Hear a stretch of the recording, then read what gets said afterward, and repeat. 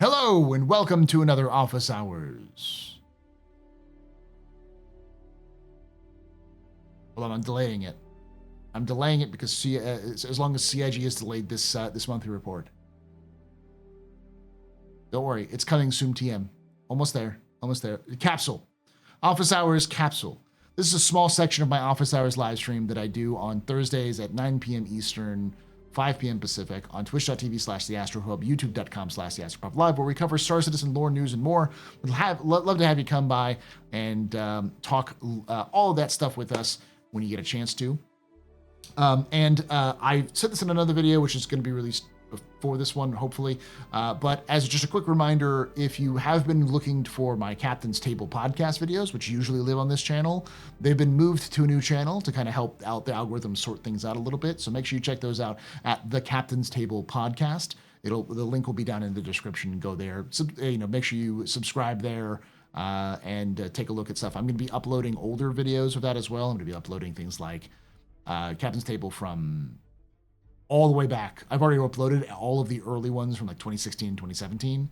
And I'll be uploading things from 2018, 19, 20, 21, 22, 23, and 24 over time. Probably once a week or so to not screw up the algorithm once everything's kind of going. So if you want to see some old stuff, me, younger, more, less gray-haired me, go check that out. All right. With that all being said, today is the PU monthly report from November-December 2024, finally released. Let's take a look. And as a quick aside, this is a complete read-through. I do not do summaries.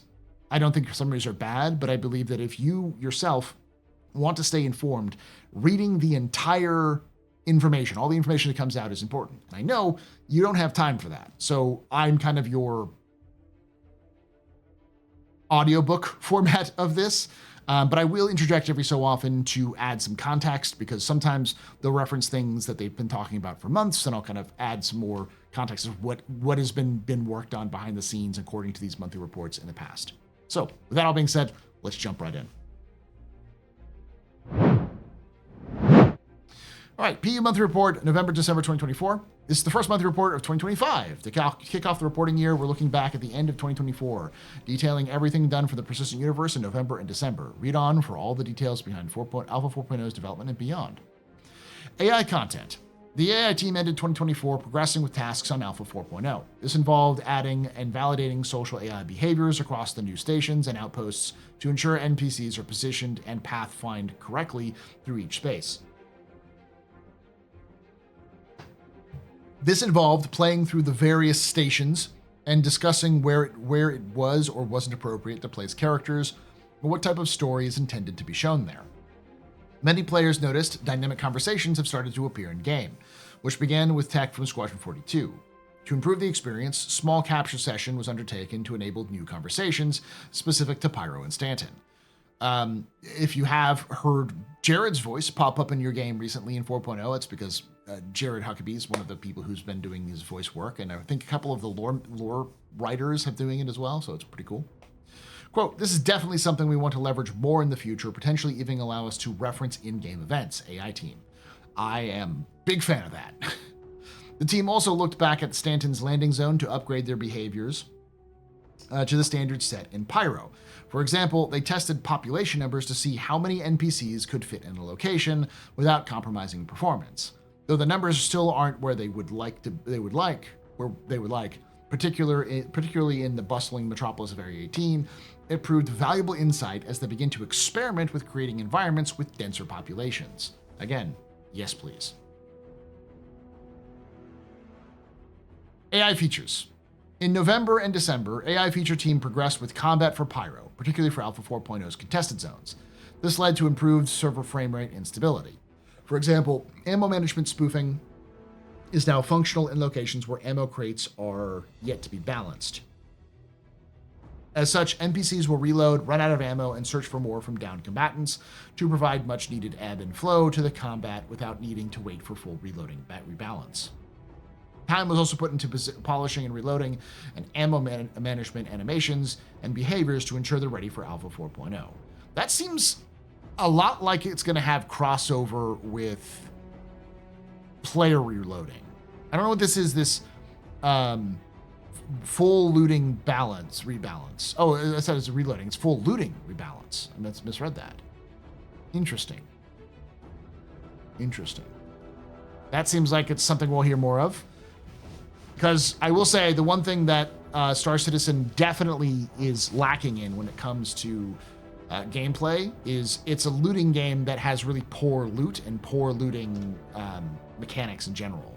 So it'd be interesting if this is also connected to some sort of rebalancing of how loot pools and tables are going to work.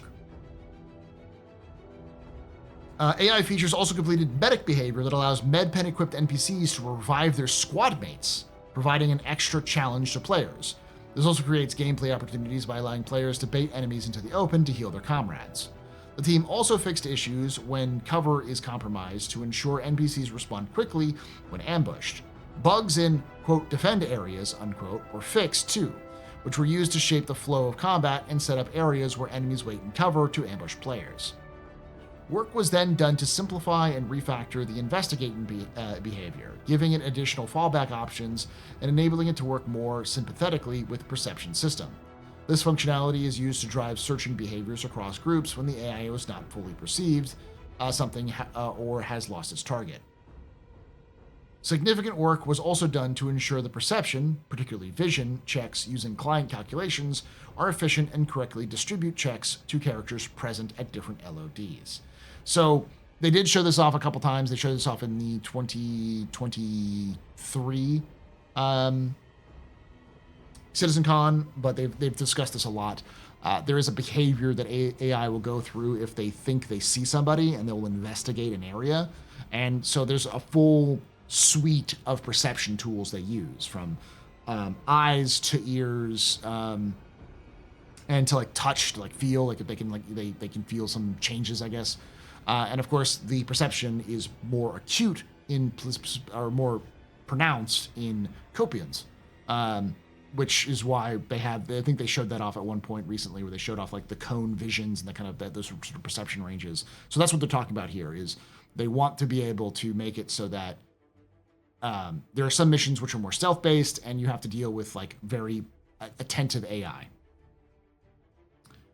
Significant work was also done to ensure that perception. Okay, we'll talk about. In addition, AI features worked alongside animation to introduce a new creature to the Star Citizen universe, the Kazi Grazer.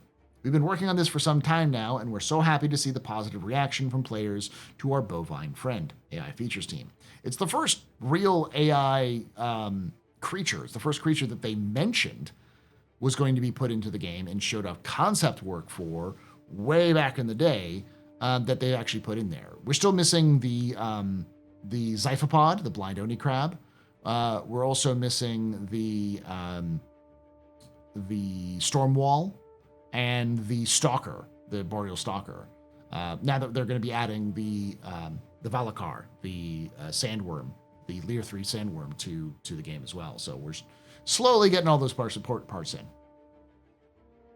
Work also progressed on animation stances, which are used by the Kazi Grazer when sleeping and grazing. These are particularly relevant to the day-night cycle. A new charge attack type was also introduced. AI Tech. AI Tech spent the last 2 months making performance improvements to AI systems and progressing with new features. They began by enabling dynamic cover generation for planets and some locations, chosen by the designers. This is part of the tech presented at CitizenCon. They also implemented a new exporter for dynamic cover generated as part of the location's object container. For dynamic cover, fixes were made when reusing cover locations after navigation tile regenerates without NPCs. StarScript design tool received numerous updates. This tool inherits the logic from the Apollo subsumption and will be used by the designers to define and represent mission behaviors, NPC behaviors, and other design scenario scripts. So I guess the Apollo subsumption tool is being retired and it's being replaced with StarScript. At least it's not because the Apollo is the Apollo kind of thing. I'm glad that it's just StarScript. Until the CIG names some ship's script. It also has a modern UI and better functionality for debugging behaviors. Multiple improvements were made to the, quote, tactical point system, unquote, to provide faster results when searching for usables, cover, or points on the navigation mesh with less impact on the frame time budget. Now, this may be in reference to the point system that they've been having for a while. So they developed a system that uses points, tokens, and these tokens, each encounter you have. So every time you say you spawn a specific mission, like go kill enemies at this outpost, the game will spawn those enemies at that outpost with a certain number of tokens.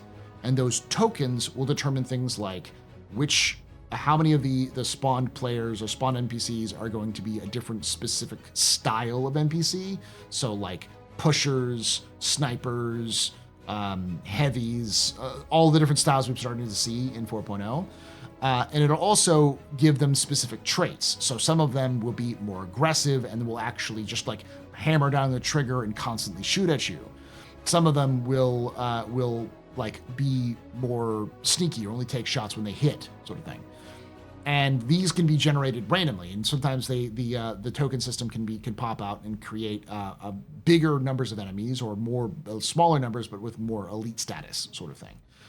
This is something they've been playing with for Squadron for a while, so that every time you play Squadron, you'll have a slightly different experience because the game will generate different encounters depending on where you are. It's not the same static encounters. And they'll have different, like, unless it's like a scripted specific area, they'll have different sort of goals.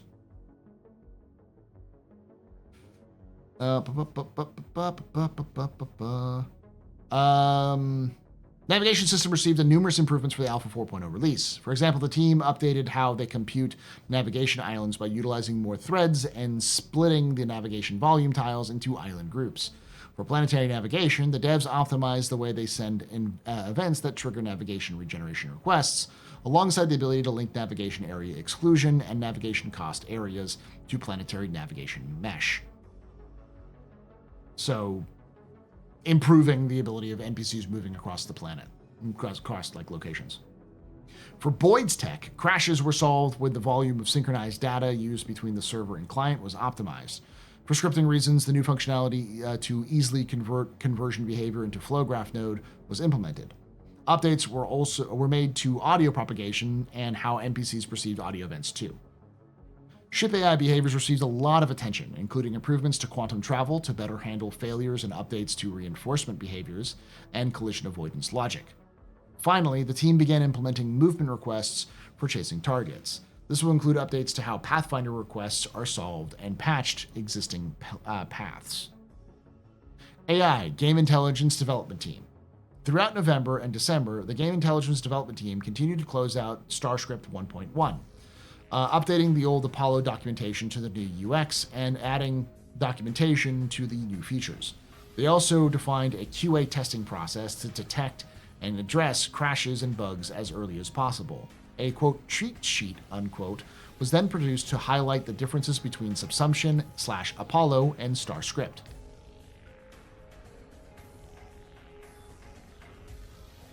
Including using filters and smart query to obtain results, how to use custom groups, and working with notes. Following this, the game designers began using StarScript 1.1 and made requests for features and visual additions. The navigation graph was implemented for StarScript 1.5 alongside a selection of icons to represent key elements such as the event system, external system, and sub-activity selector. So this is an example of it. Animation. November saw the animation team create player interaction animations for hacking and door panels. What?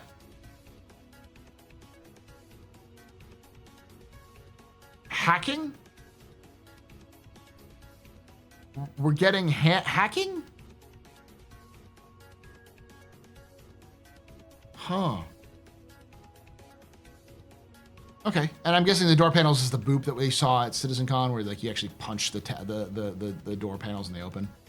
They also worked on various creature animations for the Copian, Kazigrazer, Valakar, and prepping for upcoming creatures. Hacking confirmed for 2 years from now. Yeah. I'm not surprised that hacking that hacking exists in Star Citizen. It's been supposed to be there for a while, but this is the first time we've heard them talk about hacking in years, in any official sense. Now, it may be a different animation that's for hacking that doesn't mean the hacking gameplay that we're going to be getting, but who knows? The devs then undertook several performance capture shoots before solving the data and facial animations. Notice that for the animations, they did the Copian, the Kazi Grazer, and the Valakar. So they were also working on the animations for the Valakar. And they've been prepping for upcoming creatures. So we have more creatures that will be coming down the pipe. I wouldn't be surprised if we saw several of these creatures coming in this year, including possible multiple monster types for the monster hunting features that CIG talked about at CitizenCon. The end of the year was spent developing various animations for existing and upcoming creatures, while facial animation continued to create animations from the captured performances.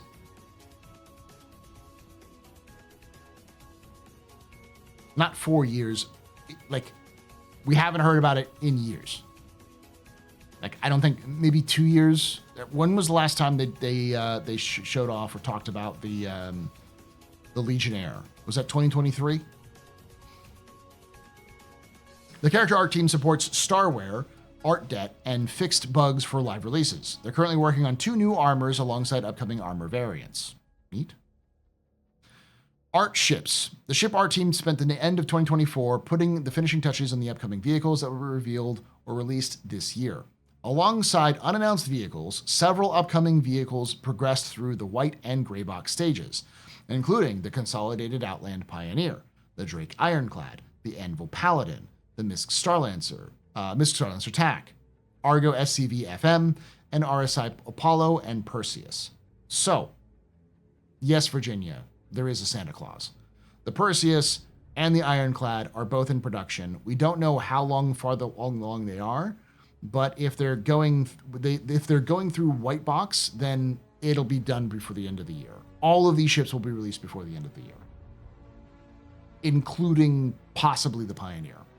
That may be the only one that I wouldn't bet my money on it, but the Ironclad isn't that big, and neither is the Perseus. The Ironclad uses a lot of assets from the asset library of Drake, and the Perseus is obviously using a lot of the asset library from RSI. Same with the Apollo. So I wouldn't be surprised if we saw those easily added. The Starlancer is already in the game, so the TAC wouldn't be that difficult to add. The Anvil Paladin is, again, it's an Anvil ship. It's not too difficult. It's pretty small. And we already have the SCV or CSV, whatever it is, the truck. The fabrication one isn't too difficult. So yeah, 100%, we're going to see all of those before the end of the year. Community. The community team began the busy months of November and December with recap of CitizenCon 2954 and by making all presentations from the event available on YouTube. They also supported IAE 2954 with an FAQ and manufacturer schedule for this year's events, as well as the Intergalactic Photography Awards screenshot contest featuring unique categories. Image by Jade Starwasher. Nice. The team published Spectrum Guide to support the Save Stanton Global event, as well as providing QAs for the Crusader Intrepid, RSI Polaris, Anvil Terrapin Medic, Anvil Paladin, and Misk Starlancer TAC. November also saw the introduction of the Star Citizen Comms Drive, a new series designed to dive into hot topics and ongoing discussions within the community. More on these to come. Comms Dive? Interesting to know that. During December, community helped spread the joy of Luminali 2954 with a calendar of daily gifts, a referral bonus, and a gift that keeps on giving video contest. They supported the release of Star Citizen Alpha 4.0 preview with a Beauty of Pyra screenshot contest, highlighting the planets and moons of the new system, and by publishing 3 Patch Watch posts, which offered deeper insights into the updated economy, new mining opportunities in Pyro, and more. Regular updates were also published for the community, including Roadmap Roundup, This Week in Star Citizen, and the Arena Commander schedule. And lastly, the team spent time focusing on event planning and upcoming activities being planned for the year.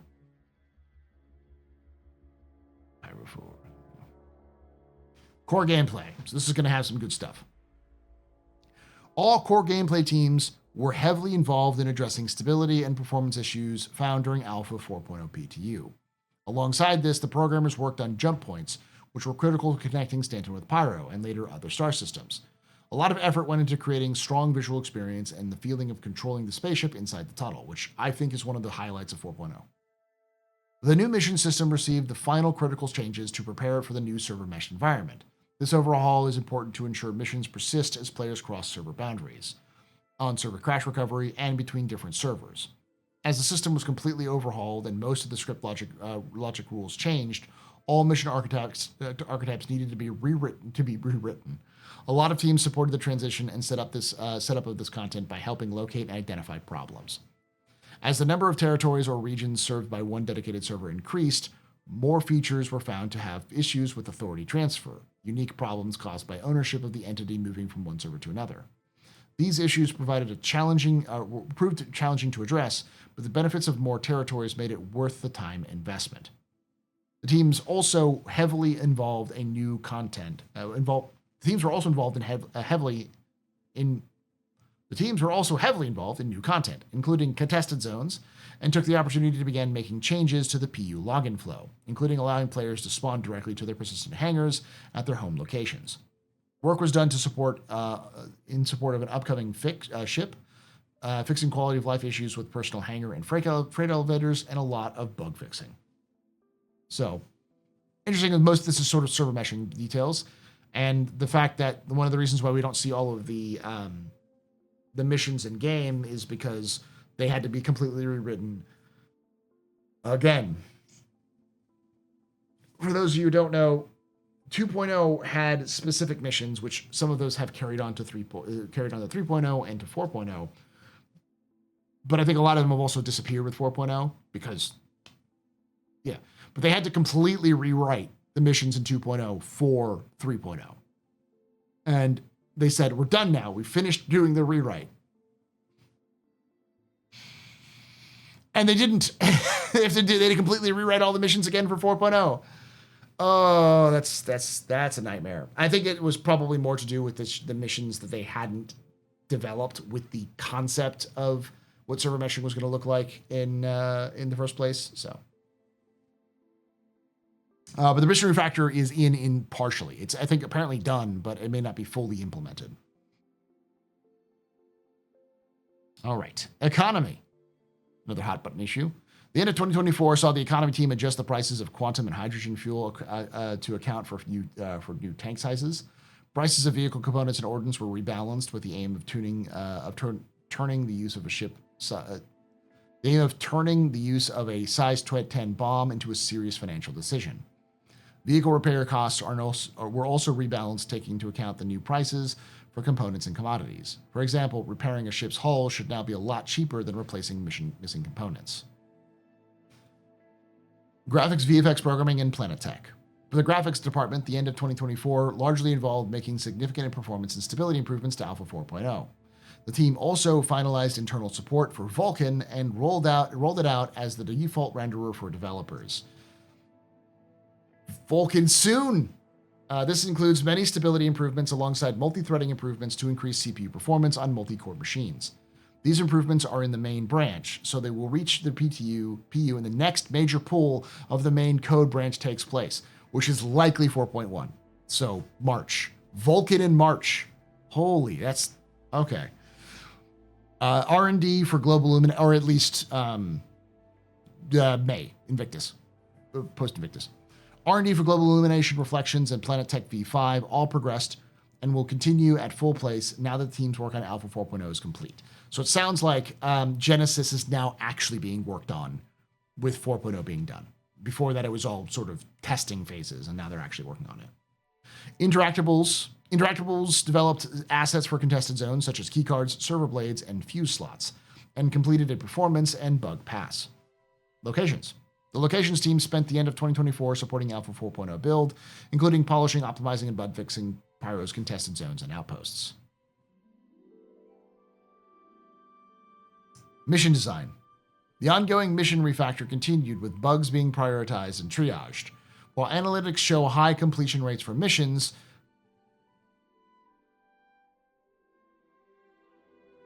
Elliot. Why you gotta lie to the people? Why you gotta bold-faced lie to the people? Especially since this is written from November and December.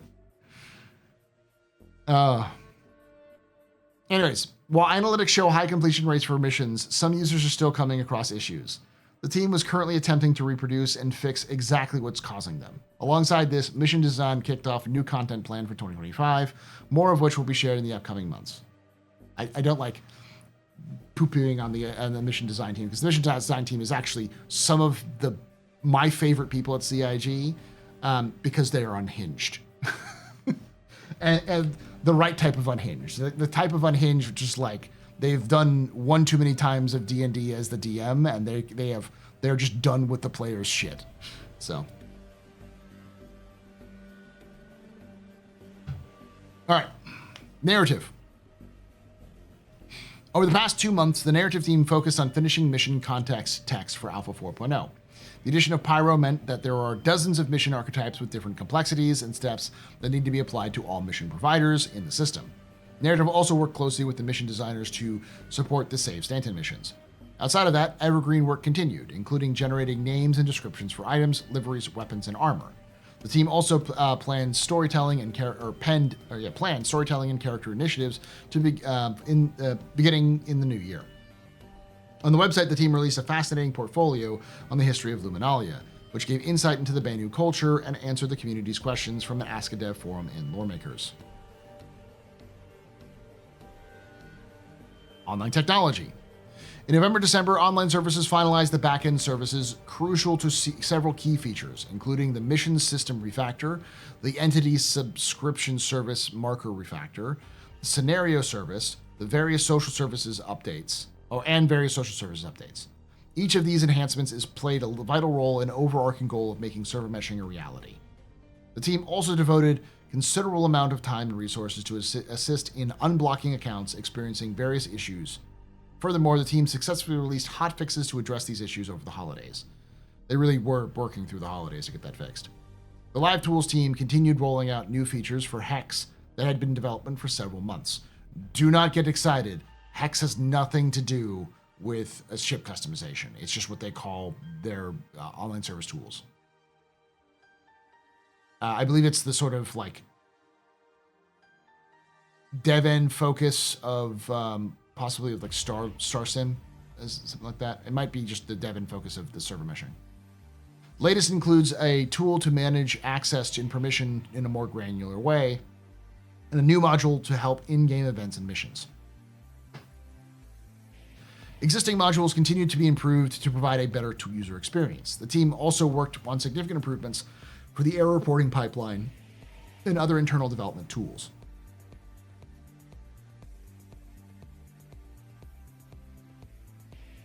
R&D. In November and December, the R&D team continued to finalize the core system components for the first version of dynamic weather. Previously implemented weather map support was extended to also include rain accumulation map with physically plausible evaporation and percolation model. This uses a planet's temperature, humidity, and wind map, which I know like Radar Rangers in chat, so like calm yourself. Which also drive terrain and biome generation as input. Support for rain clustering was also added to limit the rain to specific regions and types of clouds. Y'all, are we getting rain this year? This sounds like we're getting rain this year, but then again, this is R&D, so R&D typically is well out, but I don't know. It has come out that the system that they showed, where they showed the actual the Aurora taking off and they getting lightning struck and that kind of stuff, that was entirely random. They did that all in engine with the systems they created, so it was like they had to do it multiple times until the lightning struck perfectly. That wasn't like scripted or anything like that. They had to do it a couple times. Similar controls were added for lighting, and the quality of lighting event locations extracted from the weather map was improved. The temporal stability of weather was improved, while diffusion in rain accumulation map, due to resampling historic data, was reduced. Volumetric cloud shadow rendering was stabilized to further improve occasional stepping artifacts when the camera moved, especially with the sun at low angles above the horizon. Additionally, various back-end changes were implemented. This included introducing a dependency chain so that running runtime generated cloud and weather maps and their dependencies can update lazily. Also, weather animation states now propagate to all systems and threads working with them, so related gameplay and physics effects should be consistent with rendering. All right.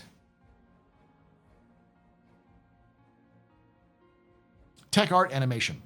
The technical art animation team continued with a range of long-term tasks to facilitate improvements across the board. For example, despite technical challenges, they made substantial progress towards finalizing several creatures, ensuring they're ready for deployment across several planets. One of the team's major milestones was successful integration of the new heads into the character customizer. This enhancement will offer players more variety in customization options, further enriching personalization. A contingent of the tech animation team is currently invested in the development and upkeep of player interactions. Quote, most recently, this included the fuse puzzles, which were trickier to implement than you might expect, unquote, technical animation team. I don't doubt they're tricky because they're broken half the time. Oh. Tech design. Throughout November and December, tech design primarily focused on contested zones, supporting range from setting up new entities, implementing gameplay and reward logic, fixing doors, hooking up lights and sound effects, and playtesting and iterating on the above. They also set up entities for CitizenCon Digital Goodies Pack and identified and resolved the small and large workflow issues for themselves and other teams. VFX. In November, the VFX team supported the vehicle team with the Mirai Guardian and locations teams with a variety of pyro location work. December saw further work on pyro, including contested zones, rundown stations, asteroid bases, and the VFX heavy jump points. Woo! All right, that's a lot more than I thought it was. I think the big overview, the big summary, I would say, is rain, weather accumulation. Like that's huge. Wasn't expecting that. It's an R&D, so it sounds like this year, but because it says specifically research and development, I'm going to pause my hype on that one. Server meshing stuff, a lot of server meshing improvements. Narrative is talking about new content for like items, liveries, weapons, armor, and then planned storytelling and character initiatives. So interesting. Mission system reworking, locations, sort of stuff like that. Sort of Vulcan this year, full implementation of Vulcan, or at least the first full implementation of Vulcan. I think you could still downgrade, would be my guess, but they're still going to have like the full, like the default renderer. New switches to the economy, a lot of bug fixing, and the ships: Pioneer, Drake, Ironclad, Apollo, Perseus, Paladin, Starlancer Attack, Argo, SCV, CSV, FM. All of them are in white box or gray box, which bodes well for all of them except for maybe the Pioneer. Though they did say that the Pioneer wouldn't make it to the first implementation of base building, which does indicate that possibly we will get base building earlier than this year, like earlier than the end of this year. Because if the Pioneer does come out this year, it'll come out at the end of the year, would be my guess. And if it comes out at the end of the year, then the base building would have to come out before then. So it's more likely that it'll get pushed and the base building will get pushed down the road a little bit, but 12 to 18 months is what they said. So probably sometime between now and next year this time. So lots of work on AI, a bunch of work on AI, including new ways of AI being more alive and discussing the universe. So pretty big, pretty interesting. And I didn't show this off earlier, but this was the title, and almost certainly this picture, this title and this picture in the title, this is almost certainly Ruin Station. This is probably the overhaul for Ruin Station, because that looks like a space station set, similar to like the Rough and Ready sets. And we know that Ruin Station is supposed to be controlled by Xenothreat. So it makes sense that they'd be dressing up the Rough and Ready station that is Ruin Station to be Xenothreat themed. So, all right. So, with all that being said, I want to hear your thoughts down below on any of these. Do you think I'm crazy for saying rain and base building this year? Please elaborate in detail. If you did enjoy this, I do this every month that they release these. I also look through the Squad 42 monthly reports. We look through any of the new things like the letter for the chairman, and I will be producing more short form-ish, 10 to 20 minute long videos on specific topics. I have one that's going to be released next week on the year, like what's looking like this year, like setting your expectations for this year. I've got another one after that to talk a little bit about Death of a Spaceman. And as I said at the very beginning, if you do enjoy the Captain's Table content that's been coming out, it's got a new home, which is at the Captain's Table Podcast, all one word. So youtube.com/the @ symbol, the Captain's Table Podcast, or click the link in the description. Just go straight there. And make sure you subscribe, because once that's up and running and more people are moving over, even the live streams for the Captain's Table will end up on that channel as well. So if you want to watch it live, you'll be going there as well. Thank you for watching. Remember to like the video, subscribe for more content, hit the bell icon to be notified when these release, and like I say every time, hope to see you someday in the black.